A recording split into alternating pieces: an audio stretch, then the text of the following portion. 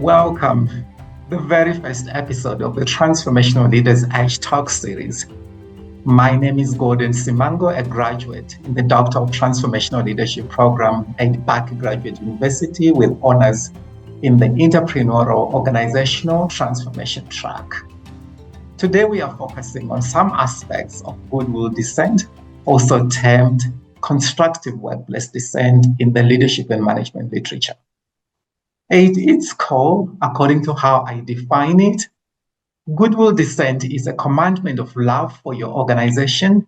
It is the act of speaking up, not to be difficult, but because you have a sincere faith in your organization or in your company, and you refuse to watch it heading down a failure. It is dissent rooted in loyalty, but also in your best interests of your company or your organization. Joining me today to unpack the weight and the wisdom of Goodwill Dissent is Dr. Apophia. Dr. Apophia is a transformational leader from Uganda. She has a passion for empowering leaders to understand who they are and therefore fulfill their purpose of existence. She is an Oxford alumna of the Institute for National Transformation, an institute that trains value-based, no-excuse leaders.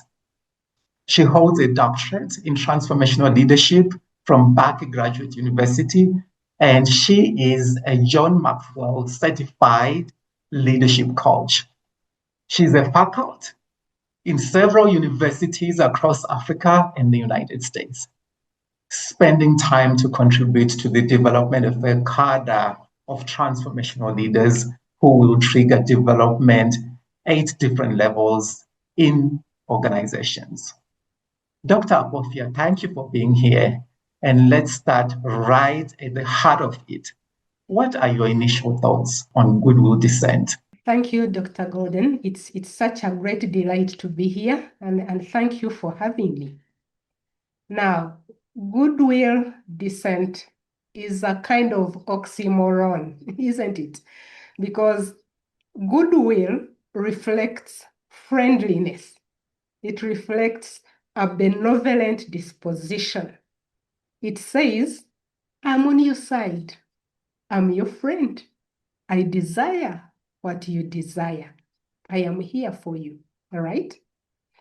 And yet, on the other hand, when we think of dissent, we normally think of disagreement, which it is, in a way, it is disagreement, but we usually attach it to the negative.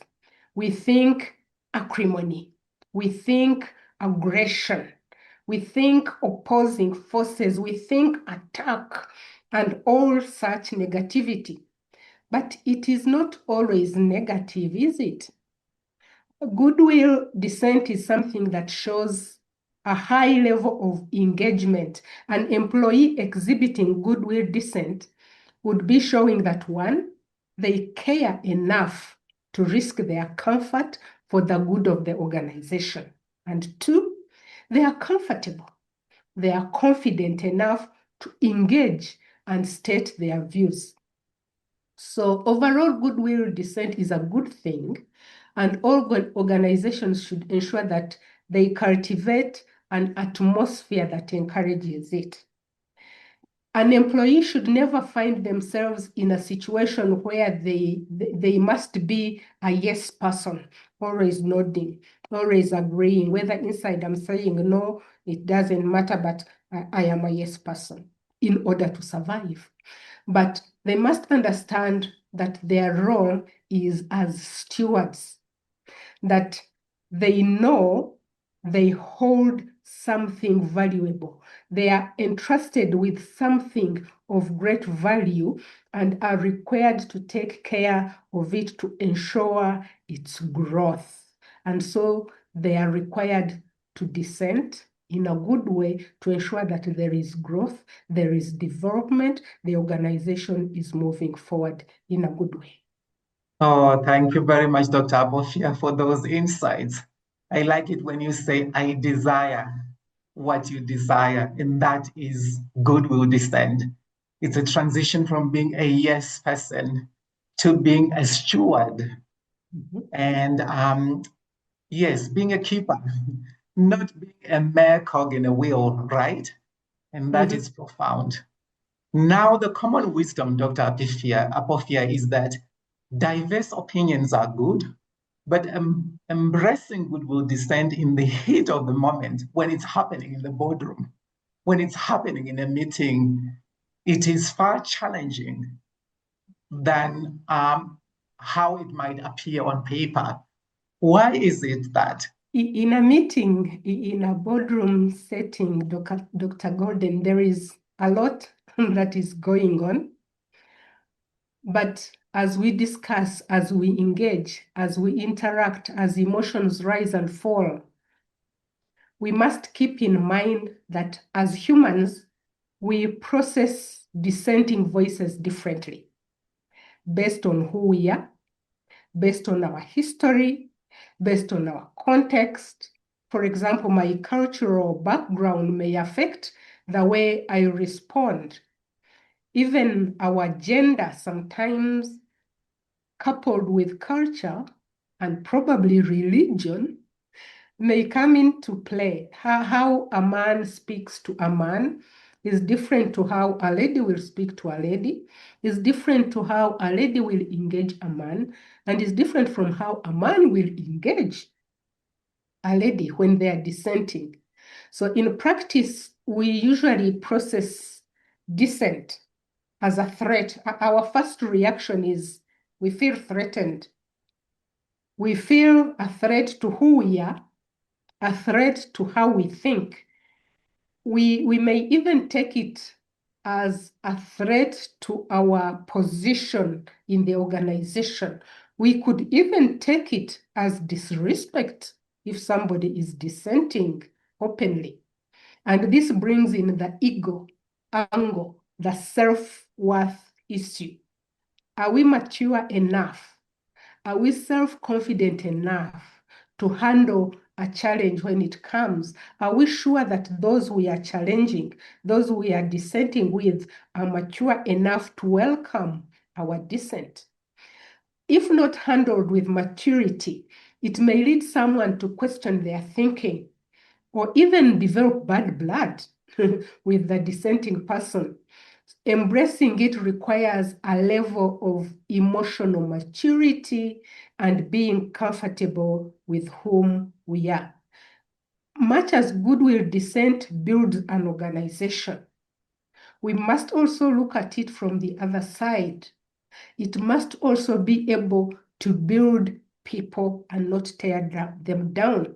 It must be used to maintain harmony, because we understand that organizations cannot exist without people. It is people that make up the organizations.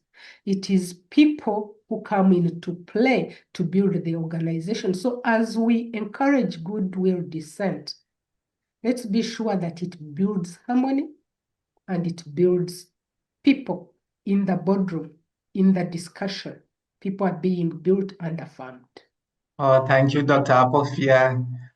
You actually says it's real. Emotions will rise and fall. That's a reality that we cannot hide from, and that we process dissent differently depending on what has built us up. Could be our culture, could be our gender, could be our religion, could be we are talking woman to woman, men to men. But overall, you also say that it needs maturity in how we handle it, and that we should use it to build people and not to tear them up. And it's important. This means that dealing with dissenting opinions sometimes can be frightening, and it can be demanding to forcing people out of their comfort zones, right? Yes. Dr. Apophia, can you elaborate for us on what makes this process so emotionally and so psychologically draining? Dealing with dissent can indeed be frightening and demanding, as you're saying. It touches our emotions, it goes deep. It's emotionally and psychologically taxing on both ends of the stick. It's not just taxing the one who is dissenting, it also emotionally touches the one who is receiving the dissent. The one giving it may be second guessing themselves, wondering, how will I be received? Will my views even be entertained at all? So it requires a boldness, especially when one is dissenting with their supervisors. That one requires a certain level of boldness. And it can trigger the fight or flight mode in the individual who is receiving the dissent now, which mode a great leader never really desires to be in. It is never about fighting. It is never about fleeing, but that is what it triggers. And these triggers must be handled carefully to maintain stability in an organization. It requires someone to take a step back and say, I may be wrong. A good leader, a person of influence, is comfortable doing that. However, an insecure leader who depends on their position to give them power will not look at it that way. The dissent may feel like a vote of no confidence, like being undermined, triggering a certain level of fear of losing authority, or even appearing incompetent or not knowledgeable enough. So all this makes it a thing that we must consider carefully, especially since it touches our emotion and brings our psychological thoughts into play. Oh, thank you, Dr. Apophia. I like it. When you actually talk about that fright and fight and fleeing mode, that it's not about the fright, it's not about the fighting mode, neither is it about us fleeing, but it's actually facing it in the face, taking that step back as a leader, and then saying, certainly I need the voices of the employees in this place, right? So those insecure leaders, like you say, the ones that might feel that I'm losing it because I need control, and maybe they might feel that I am incompetent in handling this, they might not need it.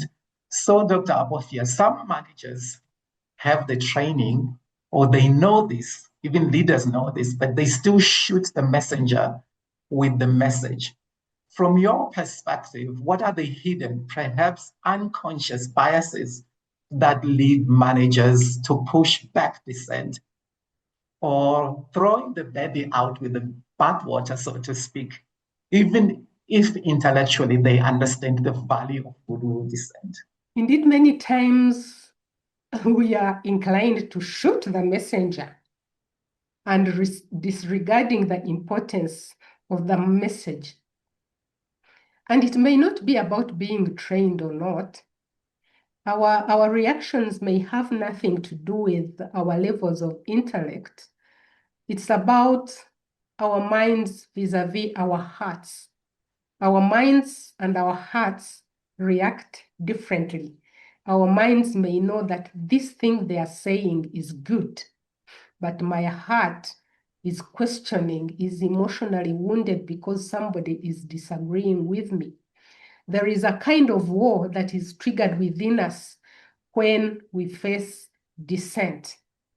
When we are forced to listen to dissent, goodwill or not, we feel threatened and we go into defense mode. We look for additional points that prove us right. We want to argue our case, meaning we prefer people who agree with us because they make us feel good about ourselves rather than those who are dissenting with us who make us, they make us feel threatened.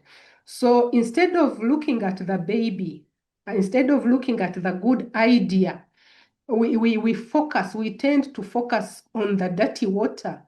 We are looking at the dissent instead of focusing on the good idea that is coming through. And so if we are not careful, we'll just catch the basin and throw everything out, throw the baby, throw the water, instead of picking the baby and looking at that baby and loving and welcoming it, and then throwing the emotional turbulence out. If we are not well grounded, we may even subconsciously question if those dissenting colleagues are our friends, or if they are even loyal to us to begin with. If we are insecure or not mature yet as leaders, we may equate the lack of dissent as loyalty. If you're loyal to me, you align with my ideas. If you have not aligned with my ideas, then you're against me, and therefore I do not receive you. The leader must ask themselves, why am I reacting the way that I'm reacting? Why do I feel attacked and ready to retaliate? When the leader understands themselves and their own perspective, then they will hopefully know how to respond to the dissenting voice without being negatively retaliatory. They'll know how to receive and how to separate the baby from the bathwater. Oh, thank you again, Dr. Apophia. This metaphor of our minds and our hearts really touched me. And it's when our hearts, like you say, are emotional wounded sometimes, even though our minds tell us that we need to listen to this, that we are forced to listen, we are forced maybe to react in a negative way. And like you said, sometimes we prefer, or sometimes leaders and managers prefer people who just agree with us. And so we are blinded to then end up throwing the dirty water away together with the baby. And it's important for us to step back, like you say, to then pause and then say or ask ourselves, why are we reacting this way? And so my question, Dr. Apophia, is how do we fix the culture then? What potential is there for leaders to set a tone that says dissent or goodwill dissent is acceptable here? Practically speaking, what is one concrete, immediate action a leader can take after receiving dissent to prove that the voice of the dissenting person is valued here? We start with gratitude. Appreciating the one who speaks up sets the tone.